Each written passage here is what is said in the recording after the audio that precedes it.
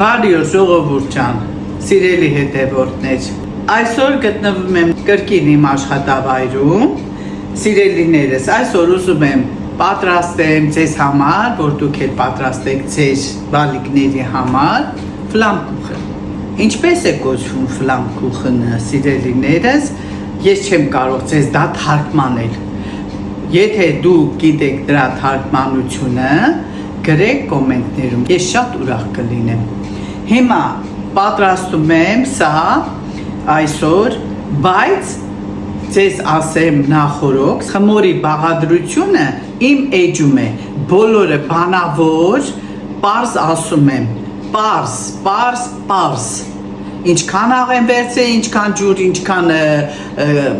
ձիթապտղի յուղ, բոլորը պարզ ասում եմ, սիրելիներս, նույն ձևով կպատրաստեք խմորը։ Դե հիմա անցնեմ ես պատրաստմանը, վերցրել եմ 150 գրամ խմոր։ Ես պիցայի խմորը, սիրելի հետևորդներ, ձեռքով բացեցի, որովհետև խմորը շատ էր։ Այնտեղ 300 գրամ էր խմորը, իսկ այստեղ 150, ուղիղ կեսը։ Դրա համար պետք է գռնակով բացեմ։ Ֆլամկուխենը պետք է լինի շատ բարակ իր խմորը, իր ձևը այդպես է, բարակ ոչ թե պիցայի խմորի չափով հաստ, սա պետք է լինի բարակ, հիմա որ արդեն պատրաստեմ, կտեսնեք, որ ես ճիշտ եմ։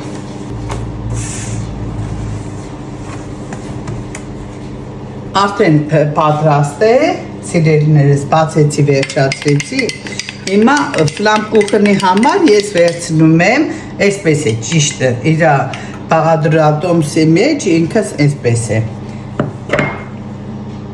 Վերցնում եմ թթվասեր, աղից ու սև պղպեղից բացի, ուրիշ ոչինչ չունեմ։ Հիմա մեջը սև պղպեղ, տեսեք երևում էլ է և աղ։ Եթե վերցնում եք մեկ հատ թթվասեր, 200 գրամ ասեմ, որ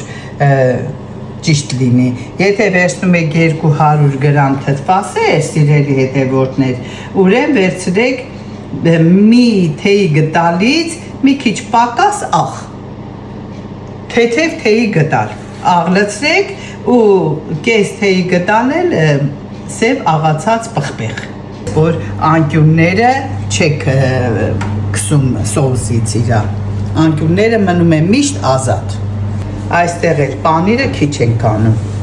ֆլամկուխենի պանիրը պետք է լինի քիչ, վերցրել եմ գաուդա, ինչպես միշտ ասել եմ,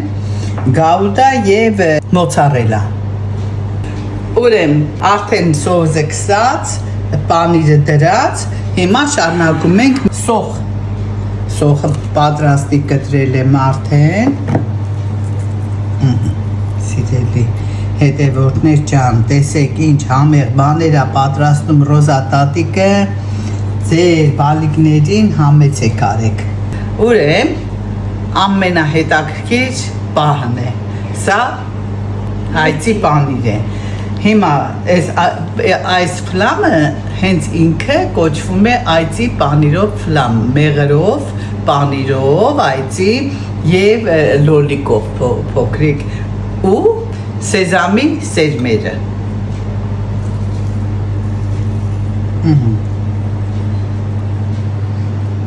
Մի քիչ ուշացրեցի, մեր հաճախորդը սպասում է սիրելի հետևորդներ ջան, մի քիչ արագացնեմ։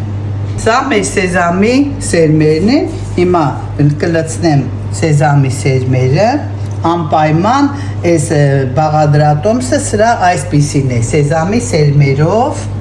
մեղրով, վերջում նորից մեկ անգամ կկրկնեմ ձեր համար, որպեսզի թորեմացության մեջ չընկնենք, և լոլիկը։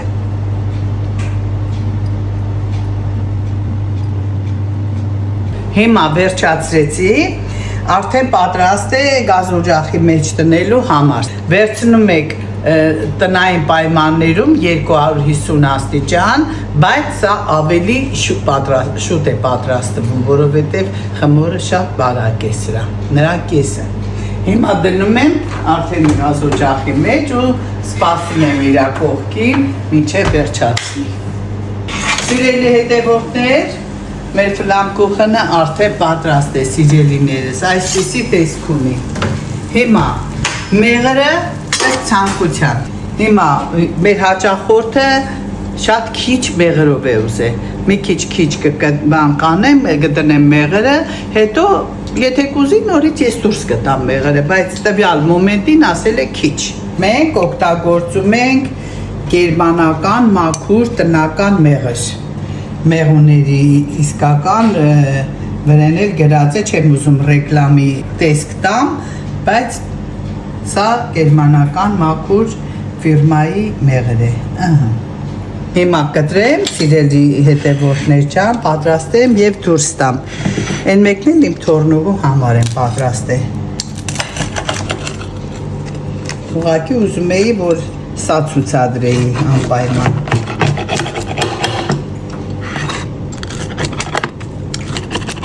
Սա վերջնական տեսքն է, սիրելիներս, ինչպես անցած անգամ, հիմա էլ նույնպես չեմ փորձելու, որովհետև սա իմը չէ։